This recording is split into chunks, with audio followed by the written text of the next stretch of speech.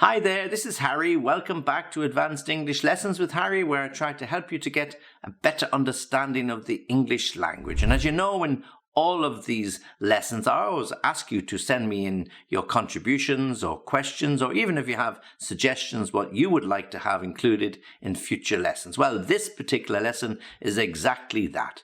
Hello out there, Ruben. This is for you. You asked me to give you some idea through a lesson about the difference of say, tell, speak, and talk, and a few other words like ask that I've thrown in, and utter and convey. So this lesson is for all of you out there with these difficulties, but in particular it's been asked and requested by Ruben. Okay, so and if you do like this particular lesson, then please like the video, and if you can, subscribe to the channel, because it really helps.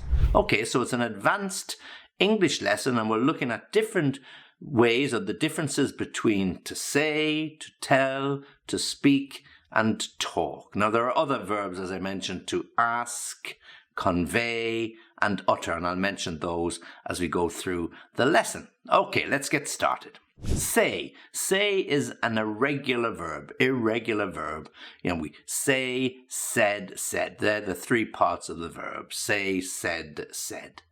Say is used with or without a personal object. For example, Sarah said that she was tired. Sarah said that she was tired.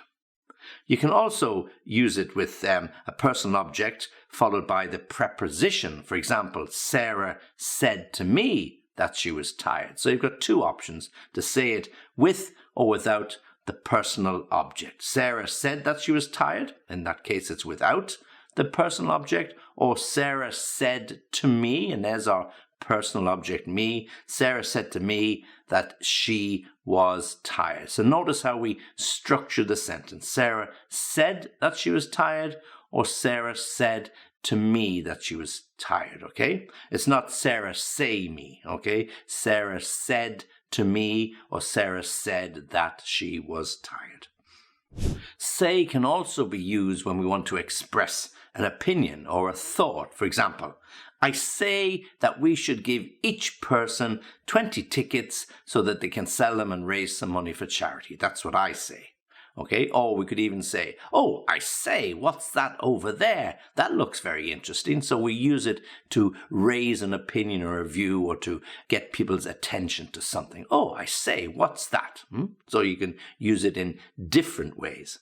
Okay, then let's look at the verb tell, to tell. And again, we're talking about an irregular verb. Tell, told, told. So there's your three parts: tell, told, and told. Okay, and tell is always followed by a personal object. For example, she told me she was tired, or she told me that she was tired. You can either include or exclude that. She told me she was tired, or she told me that she was tired. The important thing is that after told, it's followed by that personal object, me. Okay?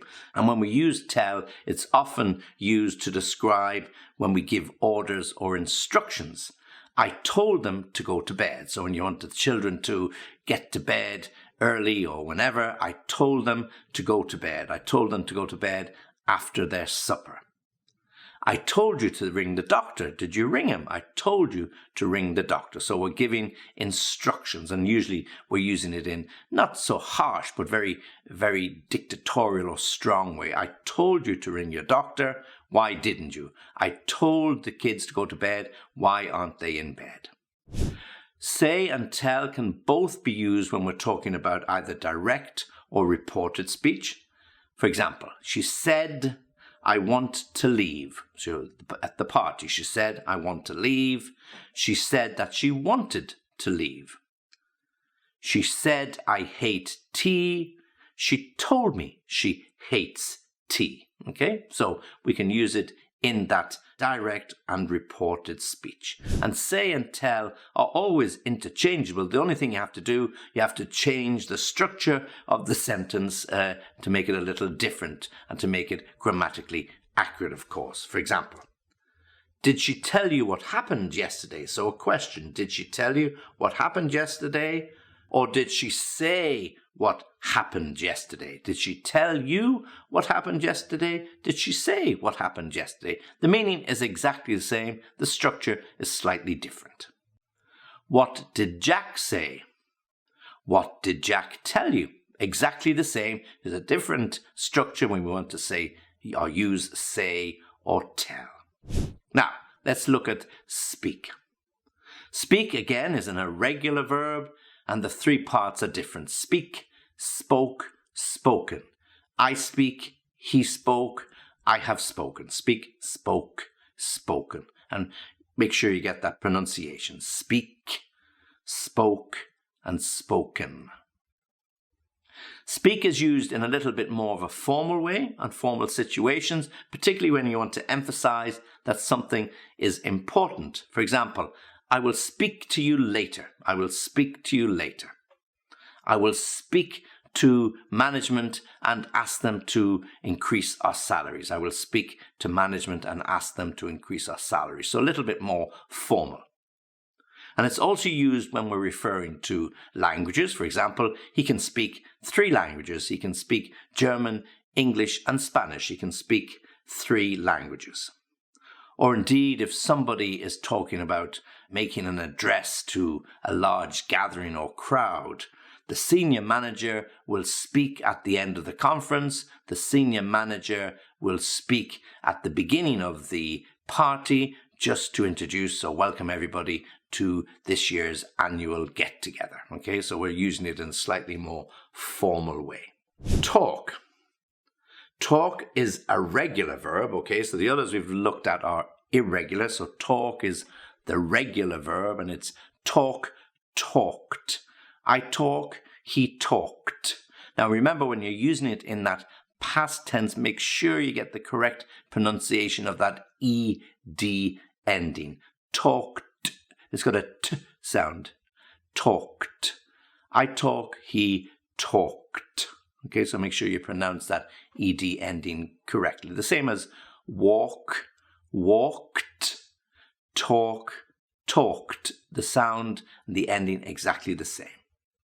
So we use talk when we're in a much more relaxed environment or a relaxed setting among friends or family, and usually in a conversational style, okay? You can use talk like this. I was talking to your mum the other day and she said you were enjoying your early college days. Yeah, I was talking to your mum the other day. We talked all night about our favorite movies. We talked forever. So the boy and girl meeting for the first time or the second time in their relationship, we talked forever. We could have talked all night. Yeah. So it's something a little bit more relaxed and a little bit more friendly and informal. And again, as we said before, speak and talk, they are interchangeable. Okay. And it depends on the formality of the speech that you're talking to. And in this situation, there's no need to change the grammatical structure in the sentence. It's usually the same. For example, I would like to speak to your manager. I would like to speak to your manager. I would like to talk with your parents. I'd like to speak to your manager. I would like to talk with your parents. They're not very different, okay? The structure of the sentences is exactly the same. But if I said, I would like to talk to your manager, or I'd like to speak to your parents, whether I say talk or speak, it's not going to change the meaning, the intention, or what I want to do. Now, we can just use different prepositions. Do we use with or do we use to? So let me give you a couple of examples of that. When we speak to someone, it's usually in a way like it's one way. Yeah. So if your boss is really annoyed with you, or your parents are really annoyed with you, or you're really annoyed with your kids, you can use it one way. I will speak to you later. I'll speak to you later. So you're going to have to sit there and listen to mother or father, or, you're going to have to listen to the teacher. I will speak to you later. So it's very much one way. And if we want to use it in a more conversational style where it's two-way, then we can use with. Yeah. I would like to speak with the team and find out what they want to do. Okay. I'll speak with you all a little later and we can listen to whatever suggestions you have. So it's more involved, okay, and it's more convivial and it's more friendly, okay. So to speak to somebody might be just one way. I'll speak to you later. Speak with can be involving a few other people, and it's two-way conversation. Now let's move on to the verb ask, okay. To ask, and again, pronunciation here, ask, ask. Get that K sound at the end, to ask. So ask is used usually in indirect and reported speech when talking about questions, okay? Somebody might say, why do you want to leave your job? Why do you want to leave your job? Pam asked me why I wanted to leave my job, or my manager asked me why I wanted to leave my job. Can you ride a bicycle? Question, can you ride a bicycle? Ben asked Sam if he could ride a bicycle. Ben asked Sam if he could ride a bicycle. Could you do me a favor? He asked me to do him a favor. He asked me to do him a favor. So we're using it there in both indirect and reported speech. Now, you also asked about words utter and convey. Now, they're not necessarily ways of talking.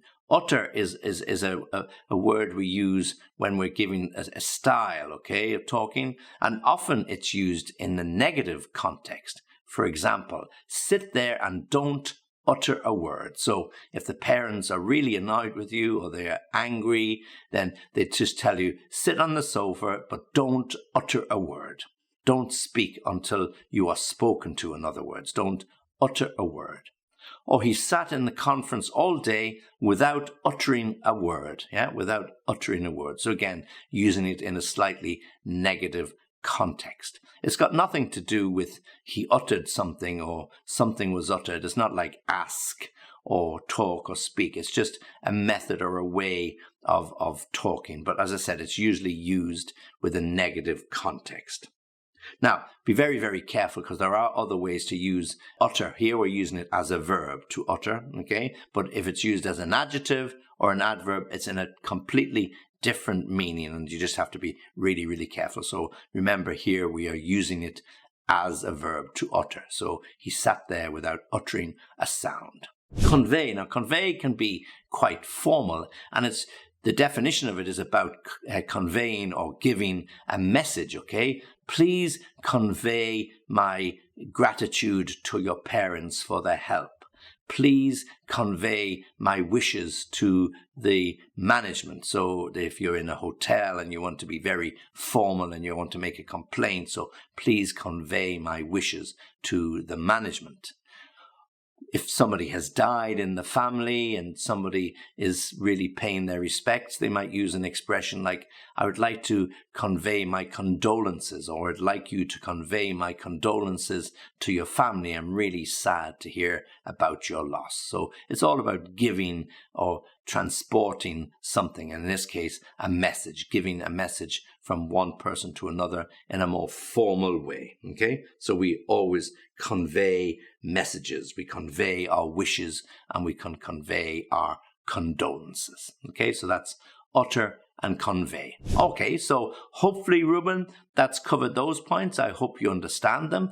As always, please practice, and if you have any more problems or difficulties, come back to me and I'll give you a few more suggestions and a few more ideas. Okay, so as always, try to practice, and remember, practice, practice, practice, because that's the best way to learn and to improve. And as always, if you want something else, you know, as Ruben did, write to me and we'll include it in a future video for you. Okay, this is Harry saying goodbye. Thanks for listening. Thanks for watching. Join me again for the next lesson.